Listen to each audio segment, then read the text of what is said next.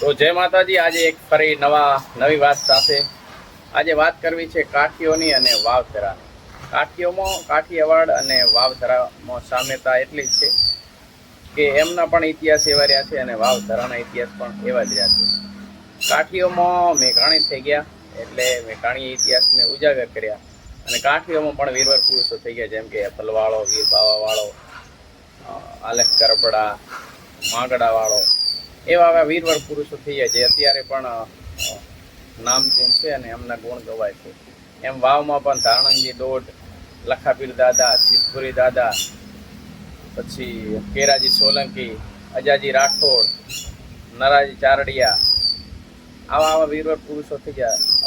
નભાજી ગળચર, એટલે આવા વીરવર પુરુષો થઈ ગયા। કાઠિયાવાડ અને વાવમાં સામે થઈ કે એ પણ લોકો વેર અને એમની ઇજ્જત ઉપર ઘા થાય ત્યારે નહીં મૂકતા, અને વાવથરાના રાજપૂતો પણ રાજપૂતો પણ એમના સોમન ઉપર ઘા થયા ત્યારે એ બદલો ચૂકતા નથી। અને વાવ માટે પણ દુઓ છે કે વાવેજી નથી વાંજણી, સર્જે હજી સપૂત, બારોટ નથી માયકાગલા, રાકા નથી રાજપૂત।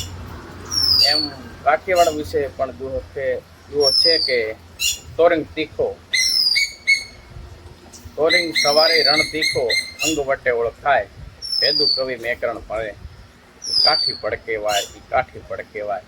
મતલબ આ વાવથરાજ અને કાઠિયાવાડના કાઠી રાજપૂતોની એક જ સામ્યતા છે કે બંને બહાદુર કોમો છે અને એકબીજાના પૂરક છે। અમારે તો બહાર મિત્રો પણ ઘણા છે કાઠિયાવાડો, કાઠી દિલીપભાઈ કાઠી, પ્રકાશભાઈ ખાચર, એવા વગેરે ખાસા મિત્રો છે। એ લોકો અહીં પણ આવી ચૂક્યા છે અને એમણે પણ વાવની મહેમાન હતી અને વાવની સુરવીરતા વિશે જાણ્યું છે કે વાવ પણ કાઠિયાવાડના જેવું છે।